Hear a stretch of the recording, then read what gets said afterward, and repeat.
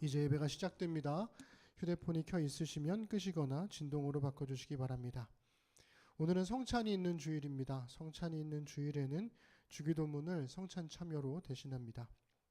오늘은 2023년 11월 5일 오순절 후 23째 주일입니다. 우리의 지성과 영성과 감성을 다해서 하나님께 감사의 예배를 드리겠습니다.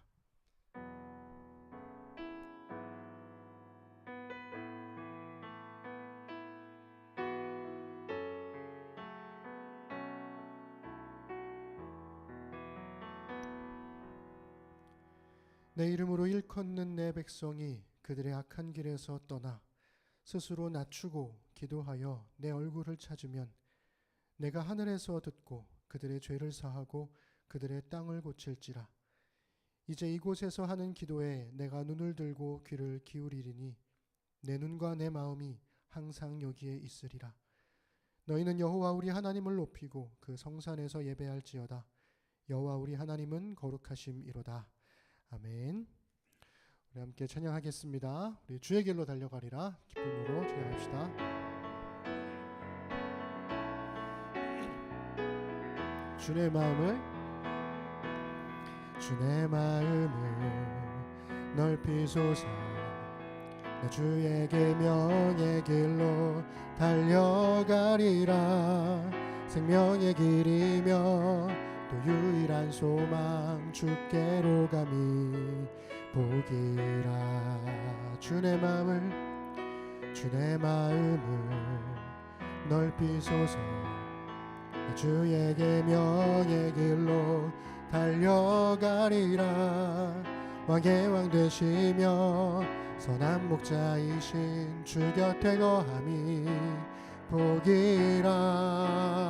나 주와 함께 주를 위해 주를 향해 달려가리라. 이 모든 경주를 마치고 주님 뵐 그날까지 나 주와 함께 주를 위해 주를 향해 달려가리라. 영광에서 영광으로 주의 얼굴 마주할 그날까지. 한 번 더 주의 마음을 넓히소서. 나 주의 계명의 길로 달려가리라. 생명의 길이며 또 유일한 소망 주께로 감히 보기라. 내 마음을 넓히소서. 나 주의 계명의 길로 달려가리라. 왕의 왕 되시며 선한 목자이신 주 곁에 거함이 보기라.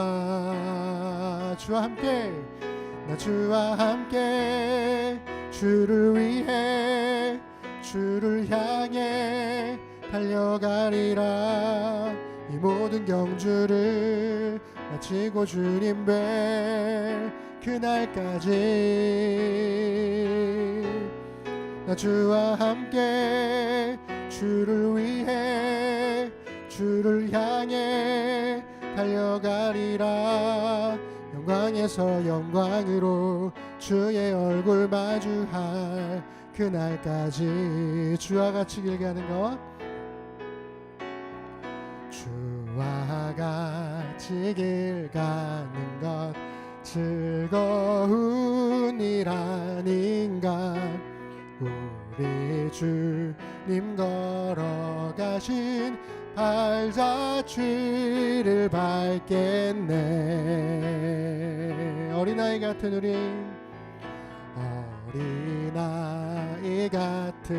우리 미련하고 약하나 주의 손에 이끌리어 생명길로 가게. 날마다 주만 따라가리. 한 걸음씩 또 한 걸음씩 주님 나와 영원히 함께 하시니 기쁨으로 걸어가리. 우리 한 번 더 주와 같이 길 가는 것. 주와 같이 길 가는 것 즐거운 일 아닌가. 우리 주님 걸어가신 발자취를 밟겠네. 어린아이 같은 우리, 어린아이 같은 우리, 미련하고 약하나 주의 손에 이끌리어 생명길로 가겠네. 날마다 주님 따라가리. 한 걸음씩 또 한 걸음씩 주님 나와 영원히 함께 하시니 기쁨으로 걸어가리. 한 걸음 한 걸음 한 걸음 주 예수와 함께 날마다 날마다 우리는 걷게. 한 걸음 한 걸음 한 걸음 한 걸음 주 예수와 함께 날마다 날마다 우리는 걷겠네. 꽃이 피는 들판이나 꽃이 피는 들판이나 험한 골짜기라도 주가 인도하는 대로 주와 같이 가겠네. 날마다 날마다 주님 따라가리. 한 걸음씩 또 한 걸음씩 주님 나와 영원히 함께 하시니 기쁨으로 걸어가리. 한 걸음 한 걸음 한 걸음 주 예수와 함께 날마다 날마다 우리는 한 번 더 한 걸음 한 걸음 한 걸음 주 예수와 함께 날마다 날마다 우리는 걷겠네. 우리 하나님께 감사합니다. 드리겠습니다.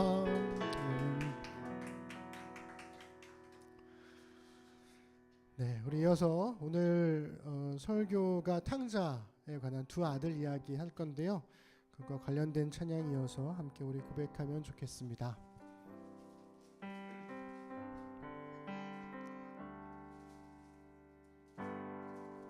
나 기다리며 견뎌왔네. 그저 기다리며 견뎌왔네.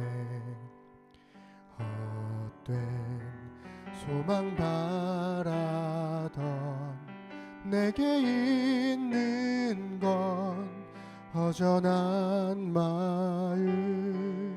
늘 곁에 계신 내 아버지, 그의 사랑을 잊고 있었네. 살아 견뎌온 시간 모두 아시는 아버지 마음. 그 사랑으로 만지시네. 내 맘 깊은 곳을 채우시네. 그는 모든 것 품은 나를 참으신 나의 아버지. 그 사랑으로 만족하네. 내 삶 주 계신 곳 머물겠네. 오직 주만 섬기리. 주와 영원히 기뻐하리라. 우리 한 번 더 고백합시다. 나 기다리며 견뎌왔네. 그저 기다리며 견뎌왔네.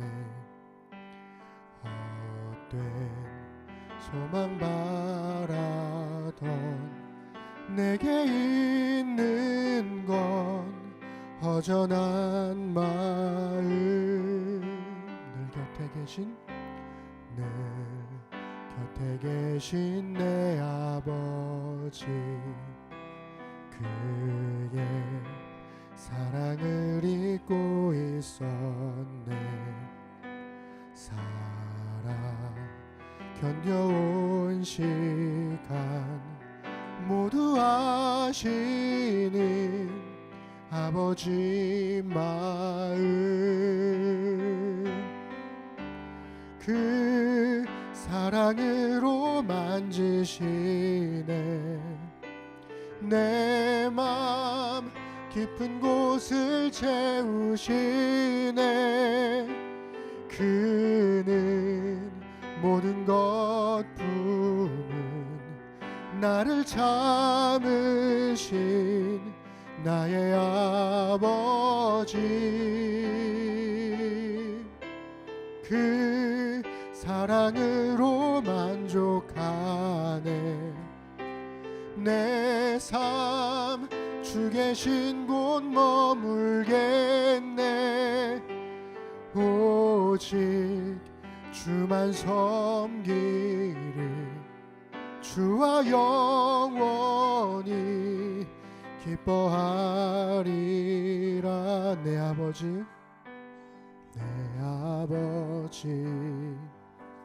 그 품 안에서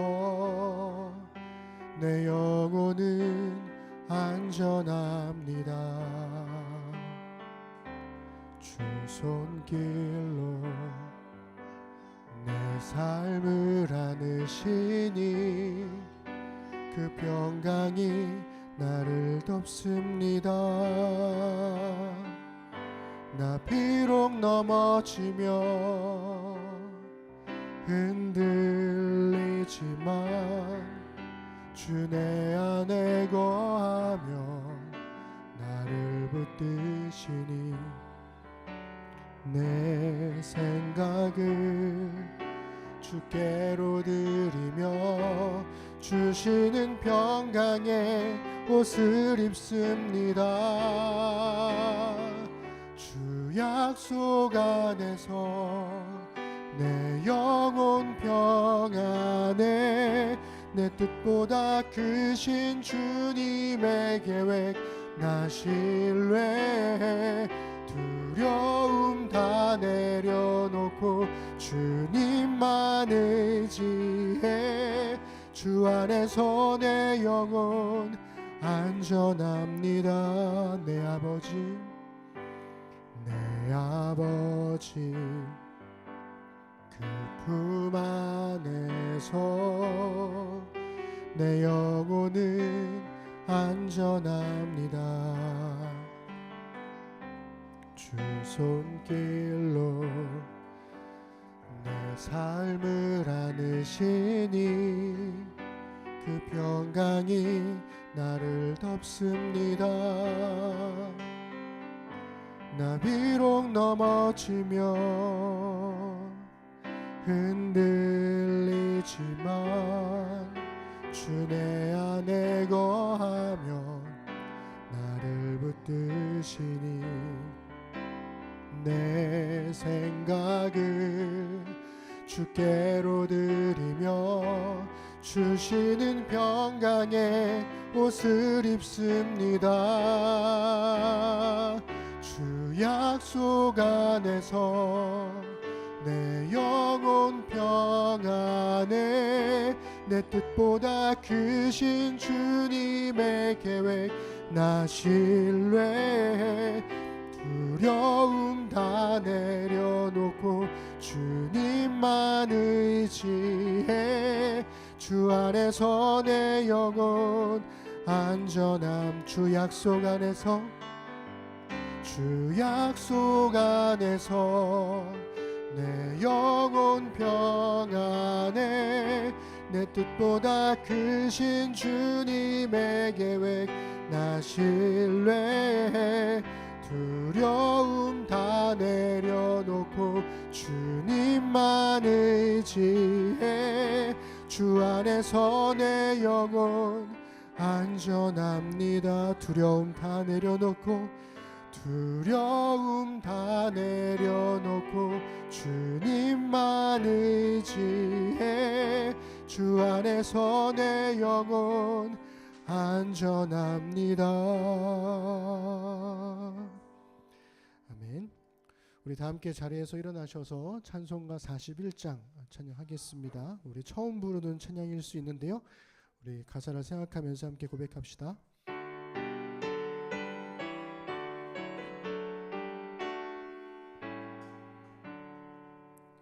내 영혼아 주 찬양하여라. 온 뜻과 정성을 다 모아서 사랑과 은혜 풍성하시니 주 안에 참된 기쁨이 넘치도다. 내 영혼아 주 찬양하여라. 그 발로 행하신 큰 위업을 인자와 자비 풍성하시니 주 안에 알리라 세세토록. 내 영혼아 주 찬양하여라. 능력과 권세로 다스리네. 교만한 자는 물리치시고 이 낮고 천한 백성들 높이시네. 내 영혼아 주 찬양하여라. 하나님 약속은 늘 신실해. 온 세상 향해 크게 말하라. 내 주님 위대하심을 영원토록.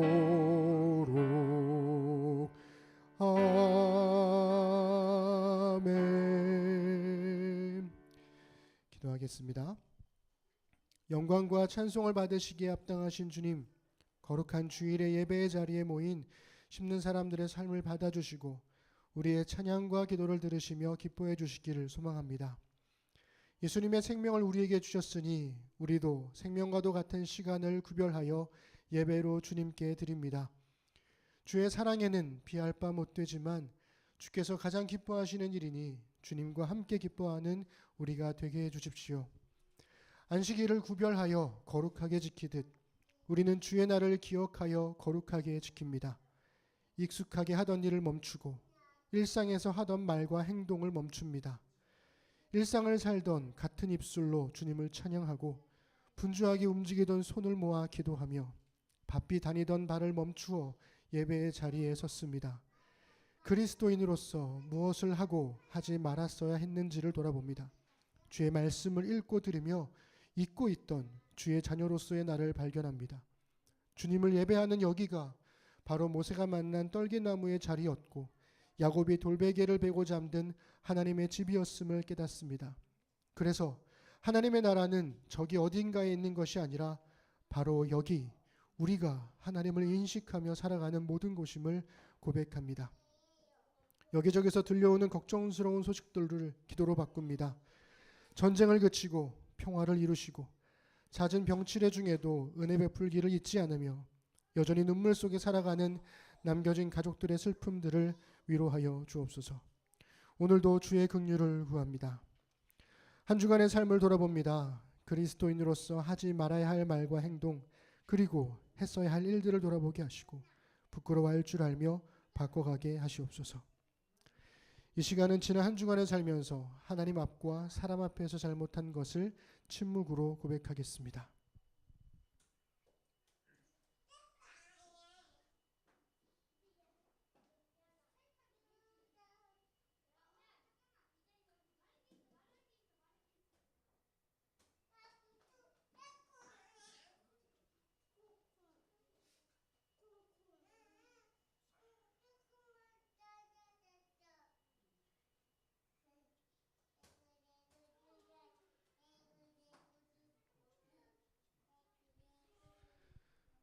자신의 죄를 하나님께 고백한 주의 자녀들에게 주께서 다음과 같이 사함의 말씀을 주십니다.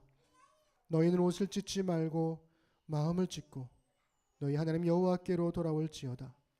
그는 은혜로우시며 자비로우시며 노하기를 더디하시며 인애가 크시사 뜻을 돌이켜 재앙을 내리지 아니하시리라. 아멘.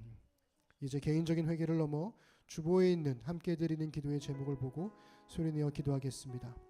예배를 위해서, 나라와 교회를 위해서, 특별히 이스라엘 하마스 전쟁과 러시아 우크라이나 전쟁의 종식을 위해서, 또 우리 역대의 말씀 묵상, 또 병치레 중인 교우들, 아주 작은 거룩한 습관 모임, 그리고 26일에는 우리 김동문 선교사님 초청해서 예배를 드리는데요.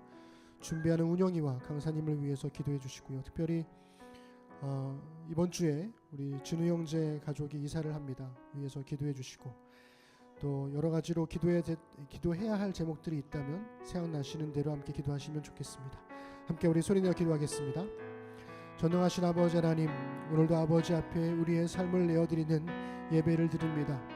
분주했던 일상을 멈추고 주님께 집중하는 예배가 되도록 도와주셔서 다시금 우리의 눈과 마음이 하나님을 향하고 주님만을 바라볼 수 있도록 인도하여 주셔서 예배를 통한 삶의 회복을 이룰 수 있도록 인도하여 주옵소서. 주님, 권력 다툼에 심취한 정부가, 국회가 오직 국민을 위해 정직하게 일하도록 도와주십시오.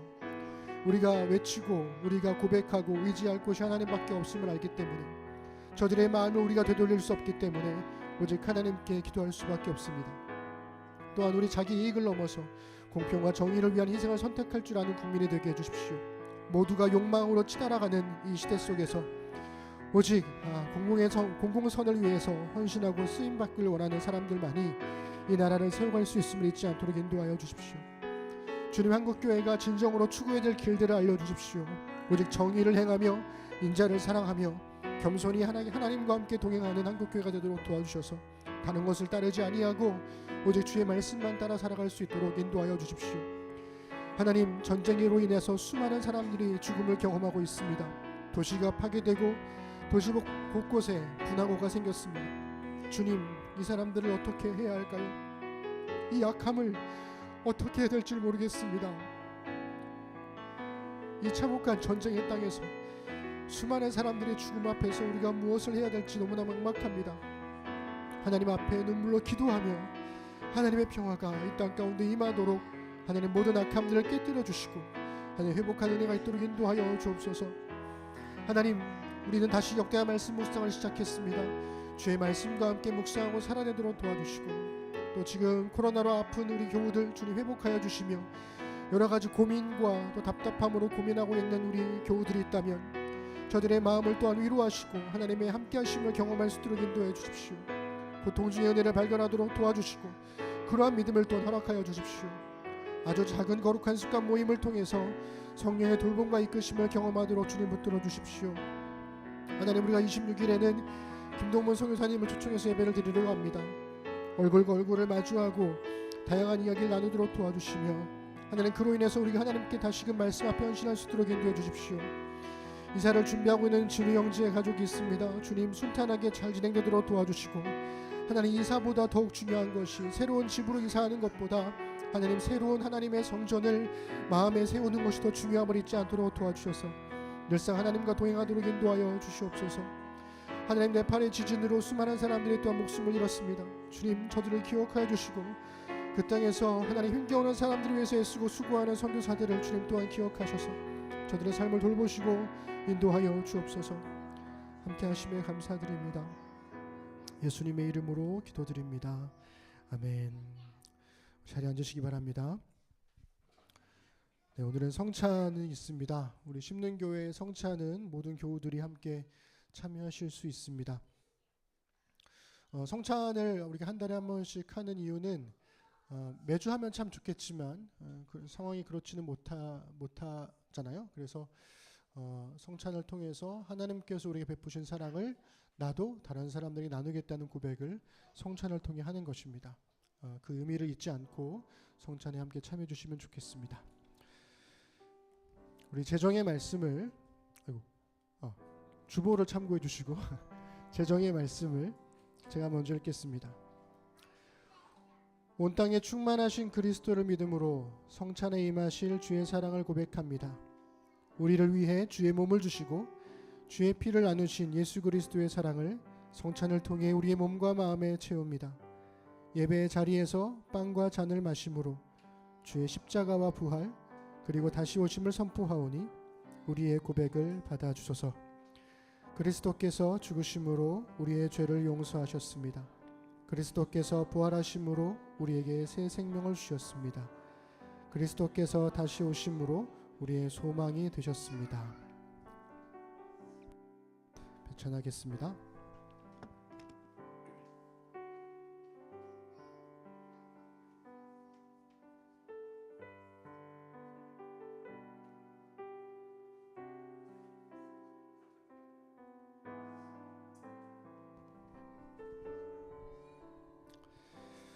배찬합니다. 우리가 나누는 빵은 주님의 몸으로 맺는 새 언약입니다. 주님께서 자신의 몸을 우리에게 주신 것처럼 우리도 자신의 몸을 서로에게 내어줍시다. 아멘. 이제 주님의 몸을 받겠습니다.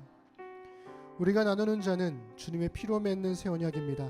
주님께서 자신의 보혈을 우리에게 주신 것처럼 우리도 자신의 생명을 서로에게 내어줍시다. 아멘. 이제 주님의 보혈을 받겠습니다. 네, 한 분씩 앞으로 나오셔서 본인이 빵을 찍으셔가지고 성찬을 드시면 되겠습니다. 가족이 있으시다면 가족들이 서로에게 나눠주시면 좋겠습니다. 성찬을 다 하신 분들은 앉아서 감사로 묵상 기도하시면 좋겠습니다.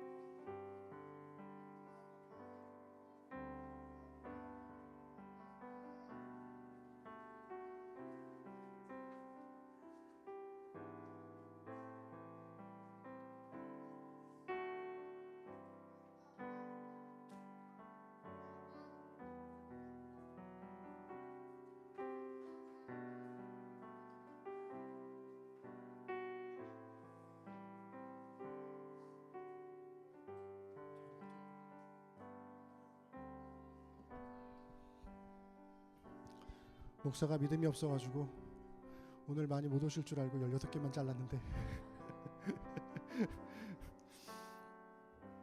네, 우리 감사의 기도할까요? 사랑의 주님, 우리가 이 성찬에 참여함으로 주의 사랑을 닮아가며 예수님처럼 서로 사랑하겠다고 고백했습니다. 우리 입술의 고백이 손과 발에 담긴 마음으로 서로의 삶에서 드러나게 하소서. 예수님처럼 끝까지 사랑함으로 서로를 용서하고 예수님처럼 먼저 다가감으로 은혜를 베풀며 예수님처럼 착한 행실로 세상에 선을 행하여 하나님 아버지께 영광 돌리는 삶을 살게 하소서. 예수님의 이름으로 기도드립니다. 아멘.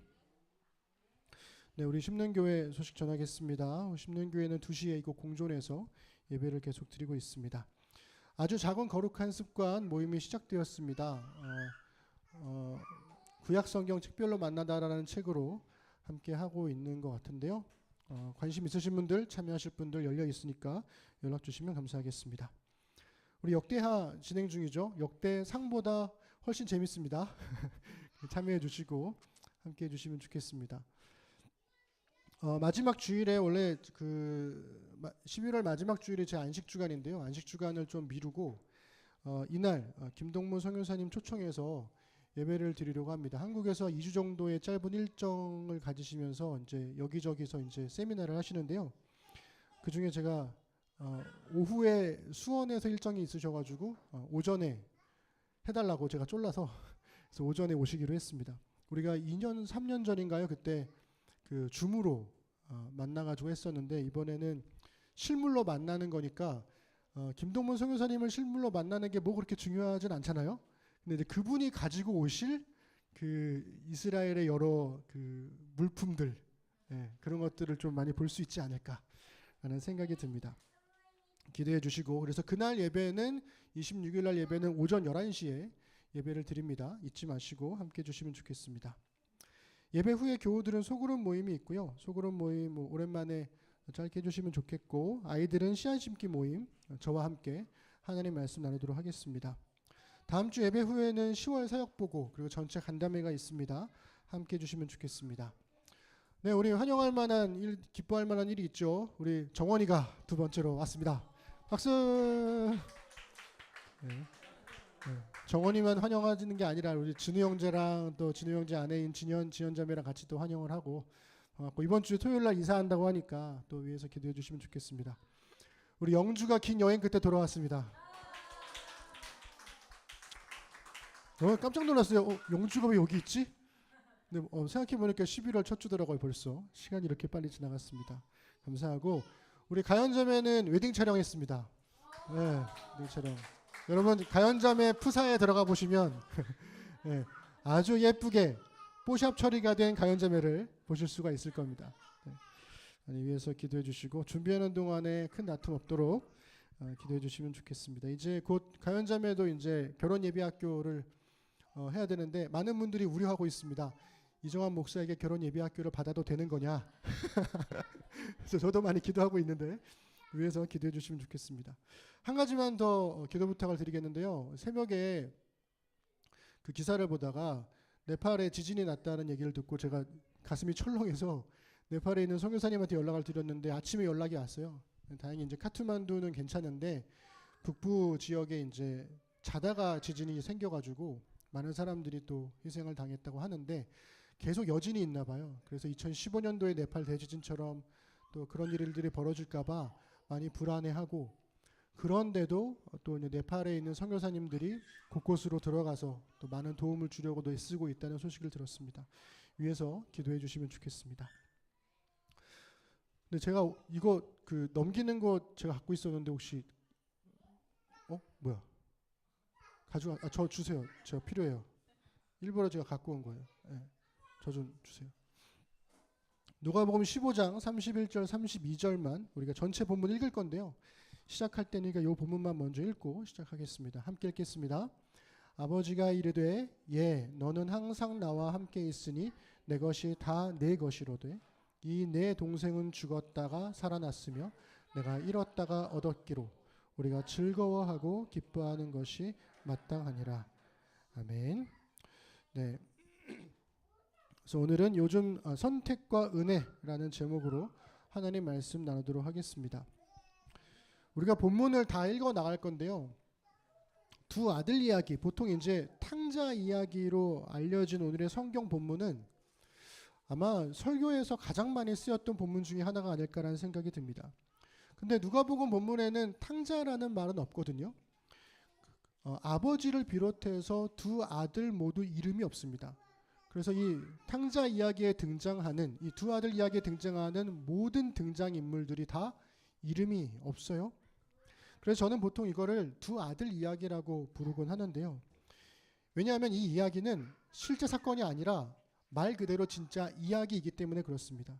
예수님께서 비유로 말씀해 주신 이야기. 목사님 그러면 탕자 이야기라고 말하면 안 되나요? 괜찮습니다. 뭐 원래 제목이 없는 이야기에 이름 붙이는 거는 자기 맘이니까 뭐 상관이 없는 거죠. 모든 성경 이야기가 그러하듯이 사람들은 성경 속 인물들을 자기의 삶과 동일시하며 해석해 오곤 했거든요. 그래서 이야기의 주인공이 때로는 둘째 아들이 되기도 하고 첫째 아들이 되기도 하고 아버지가 되기도 하죠. 아주 가끔이지만 첫째 아들이 주인공으로 해석되기도 했습니다. 많은 사람들이 이 본문을 가지고 설교했는데요. 제가 생각했을 때 제가 지금껏 본 설교와 책들 중에서 가장 탁월하게 이 탕자 이야기를 해석한 책은 바로 이 탕자의 귀향이라는 책입니다. 헨리 나우엔의 책이고요. 너무나 멋진 책입니다. 헨리 나우엔이 왼쪽에 있는 이 그림이 렘브란트가 그린 그림이에요. 렘브란트가 그린 탕자의 귀향이라는 이 그림인데 이 그림과 성경 본문을 가지고 헨리 나우엔이 본문을 해석해 갔던 거죠. 이 책이 참 좋았던 이유는 뭐냐면 아무래도 책이다 보니까 렘브란트의 그림, 성경 본문을 바탕으로 해서 둘째 아들의 입장에서 성경을 해석하고 그 다음에는 아버지의 관점에 첫째 아들의 관점에서 이야기를 해석하고 마지막으로는 아버지의 관점에서 이야기를 해석해 나가는 게 진짜 좋습니다. 그러니까 성경 본문과 렘브란트의 그림과 헨리 나우엔의 해석이 만나면서 정말 감동적인 책이 되는 거죠. 제가 볼 때 이 헨리 나우엔의 탕자의 귀향을 넘어서는 책이 나오기는 힘들지 않을까라고 생각할 정도로 굉장히 좋은 책입니다. 탕자 이야기는 그래서 설교하기 참 어려운 본문이에요.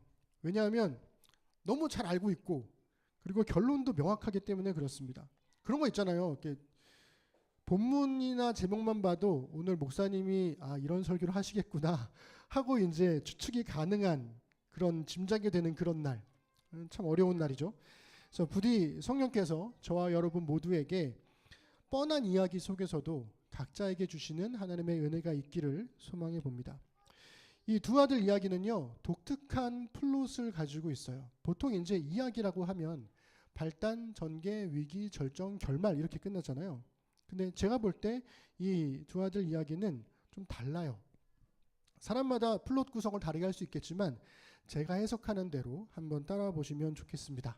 그리고 여러분들도 정말 그런가? 그런 마음으로 함께 읽어보시면 좋을 것 같아요. 첫 번째는 발단입니다. 우리 함께 읽어보죠. 11절 12절입니다. 시작. 또 이르시되 어떤 사람에게 두 아들이 있는데 그 둘째가 아버지에게 말하되 아버지여 제 산 중에서 내게 돌아올 분깃을 내게 주소서 하는지라. 아버지가 그 살림을 각각 나눠 주었더니 아멘. 여기서 보시면 각각 나눠 주었더니 이게 좀 중요해요. 기억해 둘 필요가 있어요. 우리가 보통 생각할 때 탕자만 아버지 유산을 가지고 떠난 거야 라고 생각을 하는데 아닙니다. 아버지는요 둘째 아들에게 유산 주면서 첫째 아들에게도 유산을 줬어요. 이걸 좀 기억해 둘 필요가 있어요. 그래서 여기서부터 아버지가 살아있음에도 불구하고 유산 상속을 받고 둘째 아들이 떠났다라는 것으로부터 이야기가 시작이 됩니다. 그 다음에 13절부터 16절까지가요 전개 부분인데요. 이 부분도 함께 읽어보시죠. 시작. 그 후 며칠이 안 되어 둘째 아들이 재물을 다 모아가지고 먼 나라에 가 거기서 허랑방탕하여 그 재산을 낭비하더니 다 없앤 후 그 나라에 크게 흉년이 들어 그가 비로소 궁핍한지라. 가서 그 나라 백성 중 한 사람에게 붙여 사니 그가 그를 들러 보내어 돼지를 치게 하였는데 그가 돼지 먹는 쥐염 열매로 배를 채우자고 하되 주는 자가 없느니라. 아멘. 이 둘째 아들이 그 유산을 가지고 먼 나라로 갔다 그래요. 그 먼 나라가 어딘지는 본문은 관심이 없어요. 그냥 멀다라는 것뿐이에요. 그리고 허랑방탕하게 썼다 그랬습니다. 이게 개역개정의 번역인데요. 이 번역이 허랑방탕이라고 쓰니까 성적으로도 방탕한 삶을 사는 것 같은 그런 뉘앙스를 줘요. 그리고 그도 그럴 것이 30절에 가보면 첫째 아들이 동생을 비난하면서 뭐라 그러냐면 아버지의 재산을 창녀에게 쓴 이 아들을 이렇게 표현하거든요. 그러니까 그 이야기와 마주하게 되면서 이 둘째 아들이 정말로 그렇게 살았는 것처럼 우리가 이해하게 되는 거죠. 그런데 중요한 건 먼 나라에 갔잖아요. 그리고 돌아올 때는 첫째 아들과 둘째 아들 사이에서는 어떠한 교류도 없었습니다. 그러니 첫째 아들은 둘째 아들이 그 먼 나라에서 뭘 하고 살았는지 알 길이 없어요. 헬라어 본문도요. 원문을 보시면 물 쓰듯 돈을 썼다 이런 의미로 바뀔 수 있어요. 보통 그런 의미입니다. 낭비했다 정도의 뜻이기 때문에 허랑방탕이라고 번역하는 건 좀 과하지 않나라는 생각이 들어요. 생각해보면 먼 나라까지 가는 여행의 비용 들겠죠?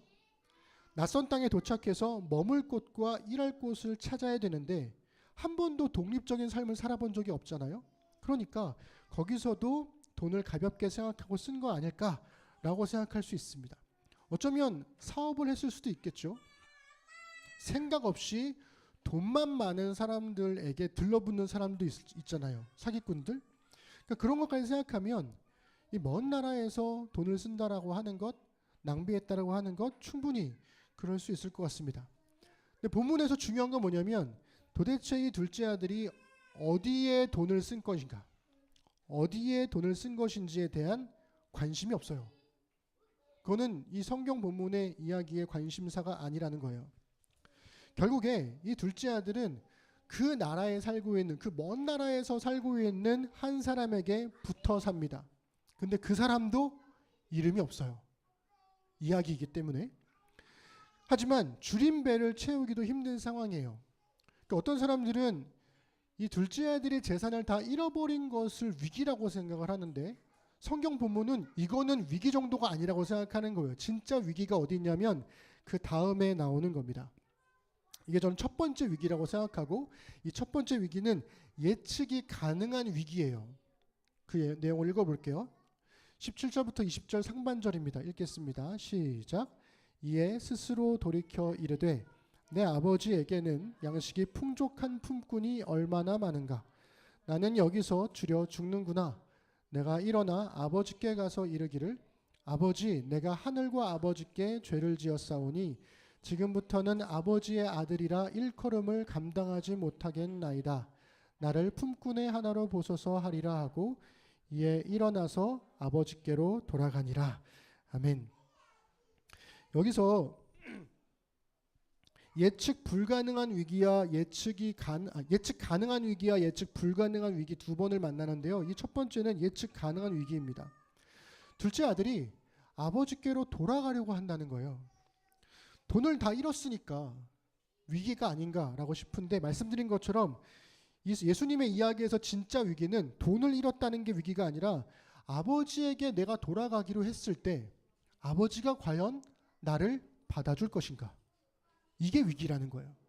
만일 아버지가 받아주지 않으면 어떡하지? 그 다음에는 방법이 없어요. 이 아들에게 유일한 살 길은 아버지에게 돌아갔을 때 아버지가 나를 받아줄 것인가? 이야기를 듣는 사람들이 이제 두근두근 하는 거예요. 과연 얘가 어떻게 될 것인가? 근데 이 예측 가능한 위기는 생각보다 싱겁게 해결이 됩니다. 왜요? 이 첫 번째 위기가 해결되는 첫 번째 절정을 맞이하게 되는데요. 아버지가 그를 사랑하기 때문에 그렇습니다. 우리 20절 하반절부터 24절까지 좀 길지만 읽겠습니다. 시작.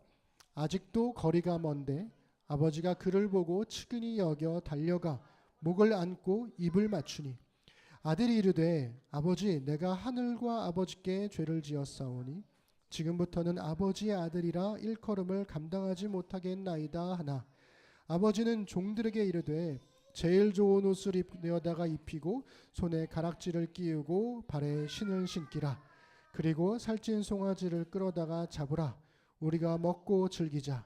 이 내 아들은 죽었다가 다시 살아났으며 내가 잃었다가 다시 얻었노라 하니 그들이 즐거워하더라. 아멘. 아버지가 안 받아주면 어떡하지라는 이 위기가 아버지의 사랑 때문에 이 둘째 아들의 걱정이 무색해질 정도로 쉽게 해결이 돼요. 아버지가 잔치를 열어요. 아버지의 기쁨은 죽었다가 다시 살아난 아들, 잃었다가 다시 얻은 아들이었습니다. 근데 여기서부터 예상하지 못한 두 번째 위기가 생겨났습니다. 그게 바로 25절부터 28절인데요. 함께 읽어보겠습니다. 시작. 맏아들은 밭에 있다가 돌아와 집에 가까이 왔을 때에 풍악과 춤추는 소리를 듣고 한 종을 불러 이 무슨 일인가 물은데 대답하되 당신의 동생이 돌아왔음에 당신의 아버지가 건강한 그를 다시 맞아들이게 됨으로 인하여 살찐 송아지를 잡았나이다 하니 그가 노하여 들어가고자 하지 아니하거늘 그랬습니다. 두 번째 위기를 예측할 수 없었던 이유가 있습니다. 집으로 돌아오려고 했을 때 이 둘째 아들의 고민 속에 형은 고려 대상이 없었어요. 아니었어요. 이 둘째 아들의 유일한 고민은 아버지가 나를 받아줄 것인가 였어요. 자, 그러면 왜 형은 고민하지 않았을까? 왜 형은 고려 대상이 아니었을까를 생각해 보면 우리가 아까 12절에서 봤듯이 형도 자기처럼 유산을 상속받았잖아요. 당연히 자기처럼 독립했을 거라고 생각하지 않았을까? 이렇게 추측해 볼 수 있는 겁니다. 그러니까 당연히 아버지 집으로 가면 형은 없고 아버지만 있을 거라고 생각했는데 웬걸 형이 아버지의 집에 있었던 거죠. 물론 여기까지는 아직 둘째 아들은 형의 존재를 인지하지 못하고 있어요. 아버지만 만났으니까. 형은 밭에 있으니까. 그래서 조금 더 예측할 수 없었던 위기였던 겁니다. 근데 밭에서 일하고 돌아온 형이 분노했고요. 형은 이제 고민을 해야 됩니다. 이 잔치를 엎어? 말아? 이걸 어떻게 해야 되지?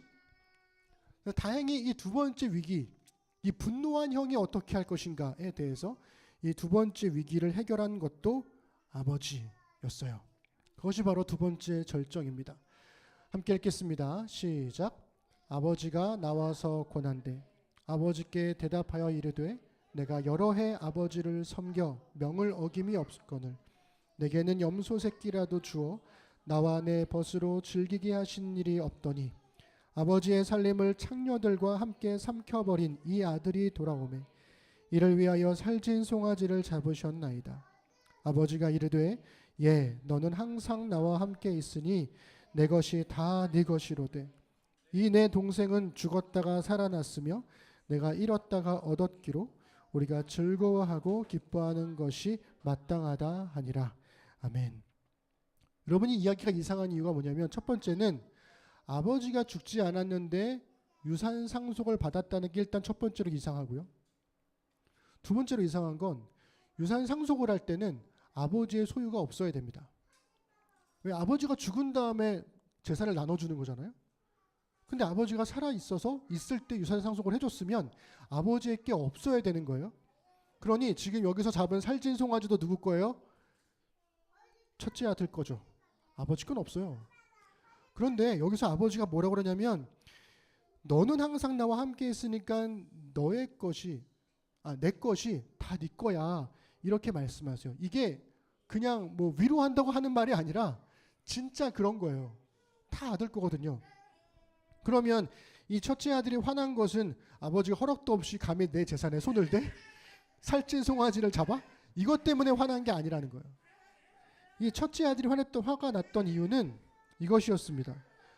아버지에게 신실했던 자신보다 아버지에게 신실하지 않았던 동생을 더 사랑하는 것 같은 아버지의 불공평과 불공정 때문에 분노했다라는 거예요. 이야기는 그리고 여기서 끝나버려요. 결론이 없어요. 어떻게 됐을까? 첫째 아들은 과연 함께 잔치에 참여했을지 열린 결말로 끝나버리게 됩니다. 그래서 이 이야기만 보면 주인공은 명백하게 아버지죠. 그래서 헨리 나우엔의 그 책이 보면 제가 참 감동받았던 부분이 거기였거든요. 아버지는 둘째 아들에게만 달려간 것이 아니라 첫째 아들에게도 달려갔다는 거예요. 둘 중에 하나를 더 사랑한 게 아니라 둘 다 너무 사랑했다라는 거예요. 아버지는 둘째 아들에게도 먼저 다가가고 첫째 아들에게도 먼저 다가가서 위기를 해결했으니까 당연히 주인공은, 이야기만 놓고 보면 이 주인공은 아버지입니다.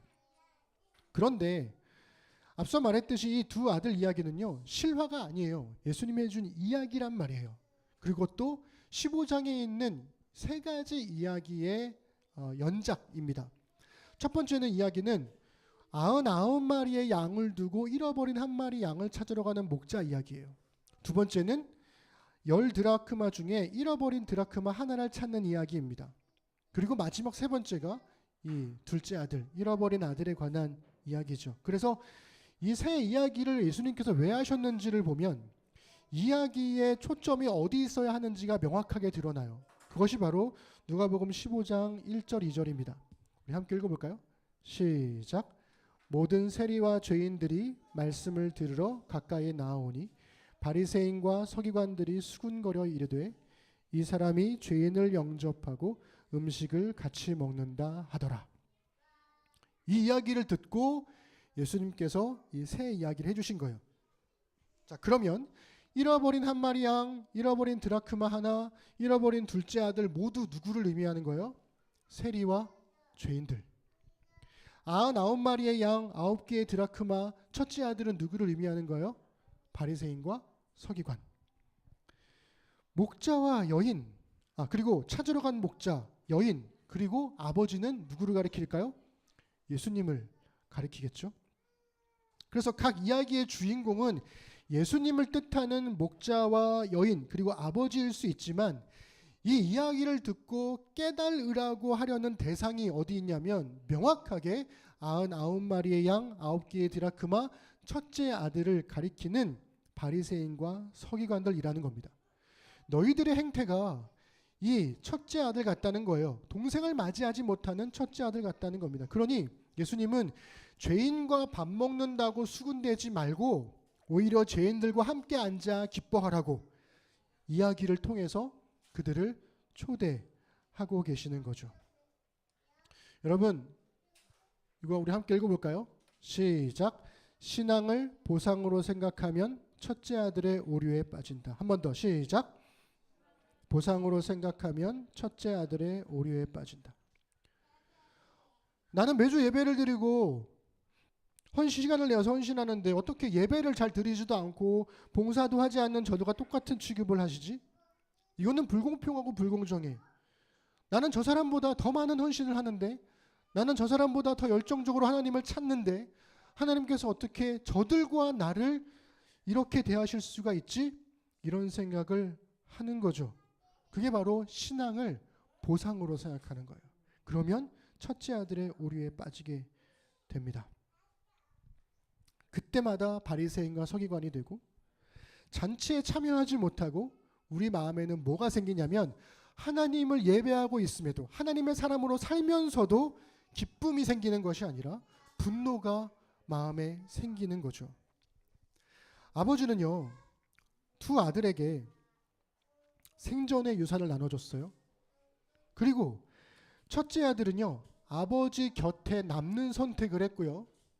둘째 아들은 아버지 곁을 떠나는 선택을 했습니다. 두 아들 모두 잘 됐으면 참 좋았겠지만 선택의 결과는 달랐어요. 첫째 아들은 여전히 아버지 곁에 있었고요. 둘째 아들은 모든 재산을 낭비하고 거지가 되었습니다.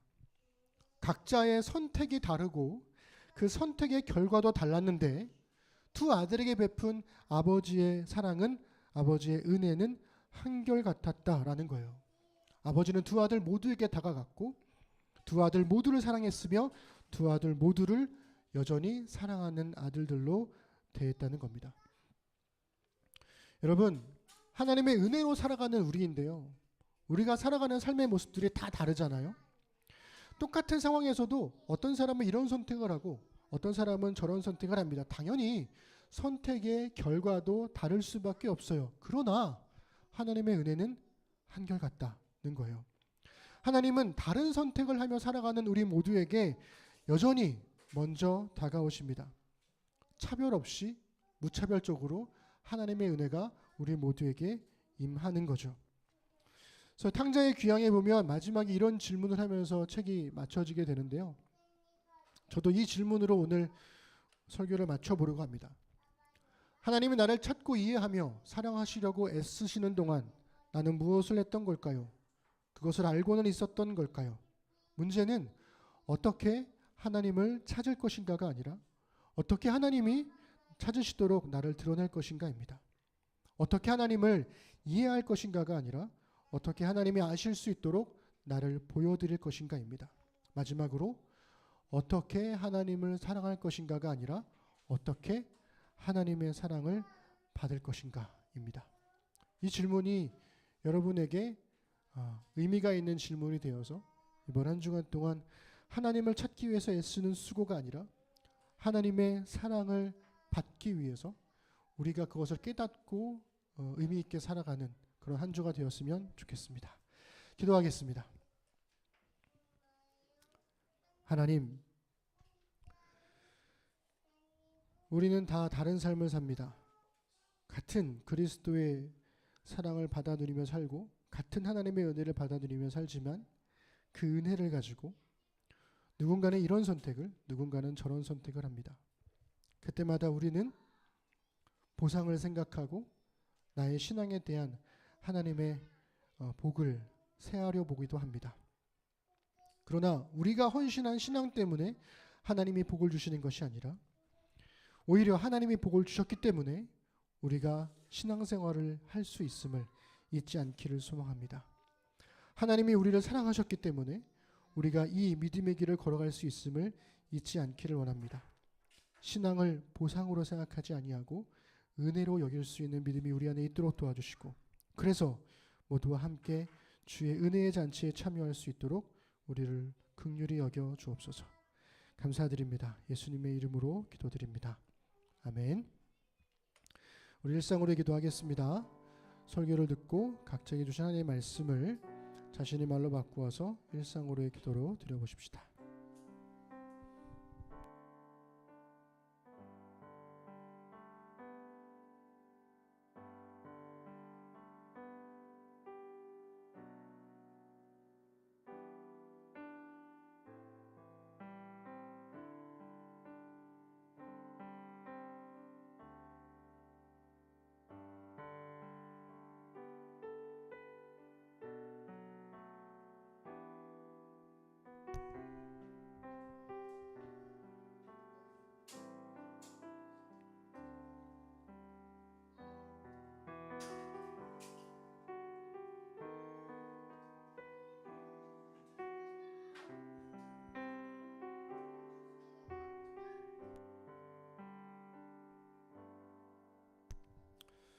네, 우리 다 함께 자리에서 일어나셔서 교회 찬양과 함께 우리의 헌금을 하나님께 드리겠습니다. 우리 1절만 찬양하겠습니다.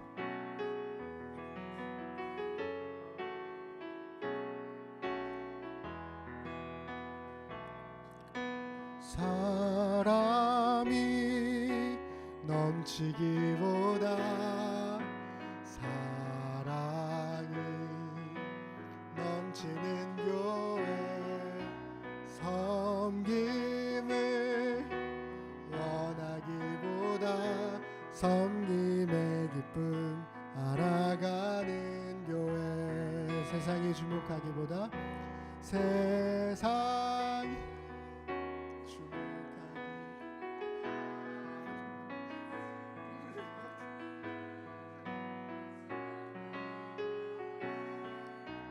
화려한 겉모습보다 중심이 주를 향, 주님이 피로 사신 아름다운 교회, 서로를 사랑함으로 하나 되는 교회, 주님이 머리 되신 거룩한 교회, 우리 함께 만들어 가요. 아멘. 이제 우리 신앙 고백하겠습니다. 이제 각자가 삶 속에서 믿음의 사람으로 살기를 다짐하며 우리의 믿는 바를 함께 고백하겠습니다. 나는 전능하신 아버지 하나님 천지의 창조주를 믿습니다. 나는 그의 유일하신 아들 우리 주 예수 그리스도를 믿습니다. 그는 성령으로 잉태되어 동정녀 마리아에게서 나시고 본디오 빌라도에게 고난을 받아 십자가에 못 박혀 죽으시고 장사된 지 사흘 만에 죽은 자 가운데서 다시 살아나셨으며 하늘에 오르시어 전능하신 아버지 하나님 우편에 앉아 계시다가 거기로부터 살아있는 자와 죽은 자를 심판하러 오십니다. 나는 성령을 믿으며 거룩한 공교회와 성도의 교제와 죄를 용서받는 것과 몸의 부활과 영생을 믿습니다. 아멘. 하나님, 이 시간 주신 말씀을 따라 함께 살아갈 날들을 신실하게 살겠다는 의미로 헌금을 드리고 신앙을 고백했습니다. 말씀이 삶으로 배어나와 우리 삶의 자리에 은혜의 흔적이 남게 하소서. 아버지 하나님과 주 예수 그리스도께로부터 평안과 믿음을 겸한 사랑이 형제와 자매들에게, 우리 주 예수 그리스도를 변함없이 사랑하는 모든 자에게 은혜가 있을지어다. 아멘.